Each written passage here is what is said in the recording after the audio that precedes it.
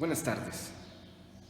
Antes de contarles la historia de la sirena y el delfín, quiero hacer algunos señalamientos sobre los protagonistas de este cuento para que haya un mejor entendimiento. Primeramente, Maimónides, quien fue un teólogo, filósofo y médico en el siglo XII. Perteneció a la comunidad judía, por lo cual fue perseguido por las facciones más radicales del Islam.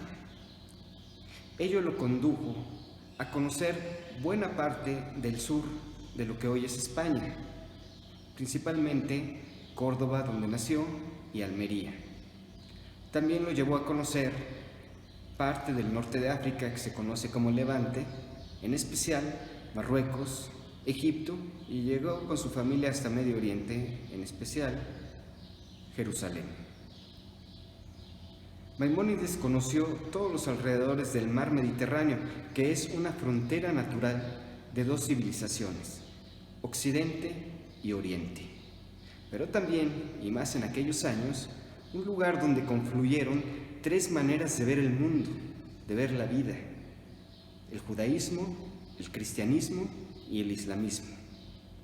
Y esas diferentes maneras de conceptuar el mundo y la vida muchas veces chocaban, y de manera violenta, también hoy en día.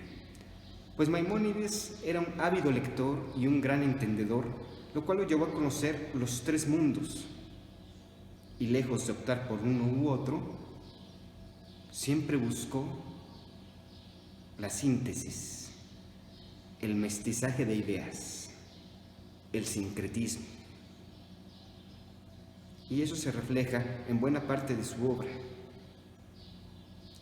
Bueno, pues eso fue lo que me llevó a elegir a Maimónides como el narrador de esta historia, lo cual a su vez transformó la historia.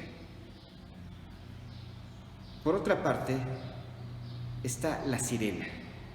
La sirena se llama Al-Qudai, cuyo nombre proviene de la palabra árabe Al-Qud, que significa Jerusalén, un sitio muy querido por Maimónides.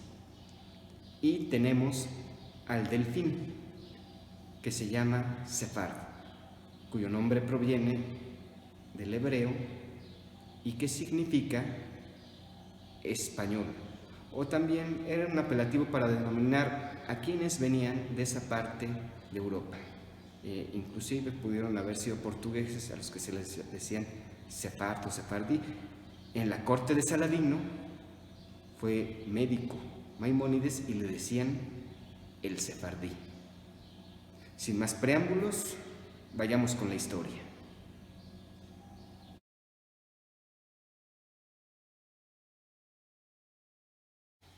La leyenda de la sirena y el delfín.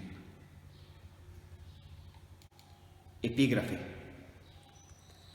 Fragmento dado a la casa traductora de José Quimí y Yehuda Ibn Tibón para su divulgación. Nunca se publicó. El tiempo y la mar se enamoraron. Hacia 1142, Maimónides fue llevado por su padre Maimón a las aguas del Mediterráneo. El pequeño tropezó con un guijarro y cayó en un día apacible entre Levante y Europa, echando su simiente a la mar. Maimón, advertido por los cielos y sus creencias, lo dejó al amparo de sus posibilidades. La mar lo engulló y su padre observó una mancha perdiéndose apresuradamente en el fondo. Maimónides dejó de moverse. Ahora descendía despacio. El cambio de ambiente le impuso modificar su comportamiento. Abrió los ojos y vio un delfín, quien iba de un lado a otro, jugaba con piedras, perseguía corrientes submarinas o simplemente intentaba alcanzar su aleta caudal. Maimónides sintió júbilo al observarlo y lo nombró Sefard. Lo miró alejarse, tal vez salirse del mar. Maimónides giró su cabeza y fijó su mirada. Observó a la mar anudando faces de sus aguas. Lo distrajo el regreso del delfín, quien con mayor vitalidad continuó con sus faenas. Volteó de nuevo para mirar las aguas anudándose y maravillado observó una sirena. Alguna vez escuchó a su padre decir que el acto de nombrar con emoción intensa facilita y arraiga el entendimiento del mundo y su aceptación. Llamó a la sirena Al-Qudai. Ella parecía divertirse con los movimientos de Sefard, interesarse en sus desapariciones y súbitos retornos.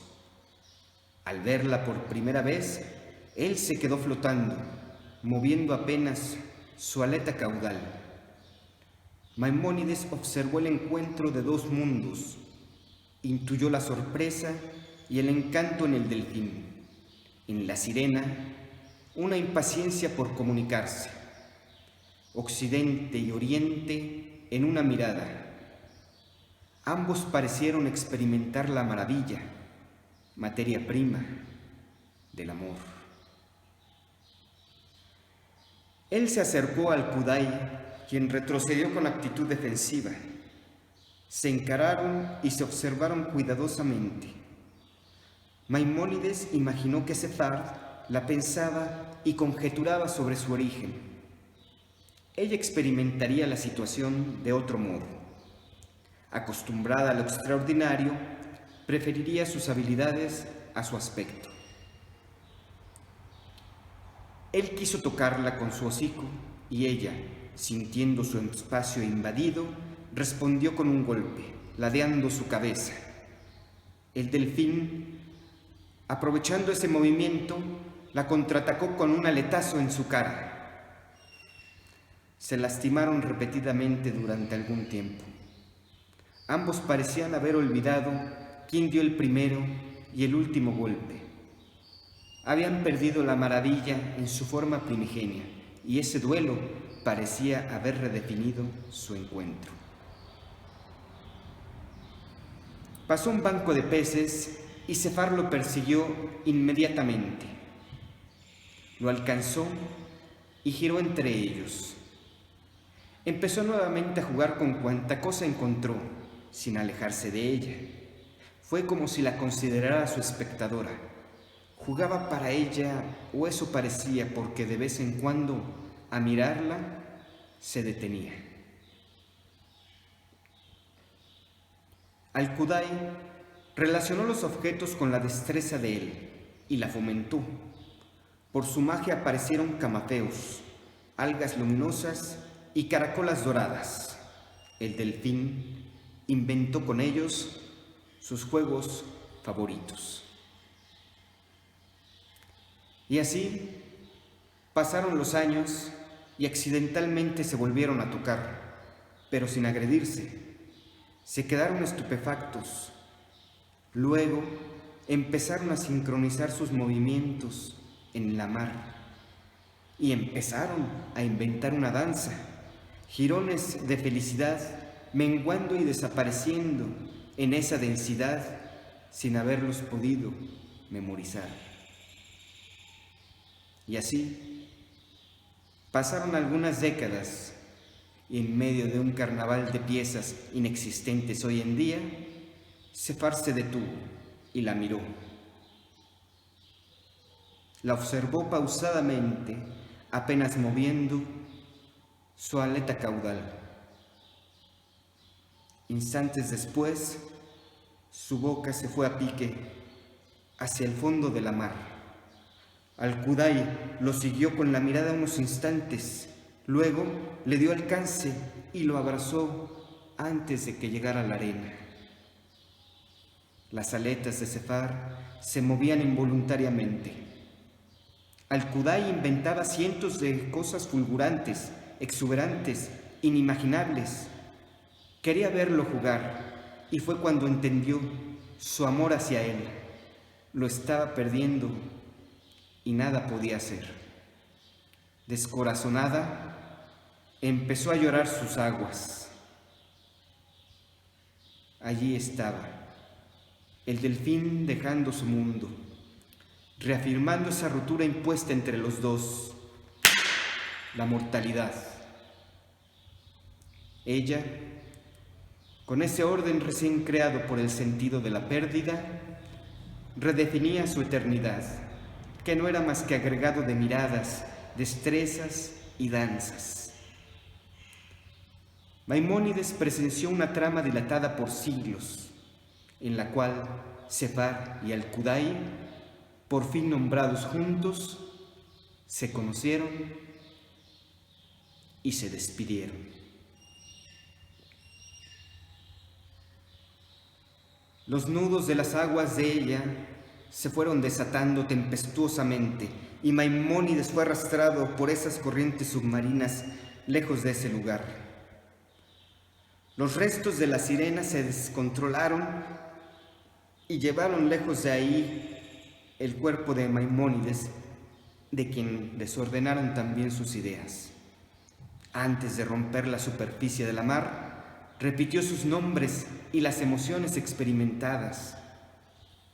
Logró controlar su cuerpo y ordenar sus ideas.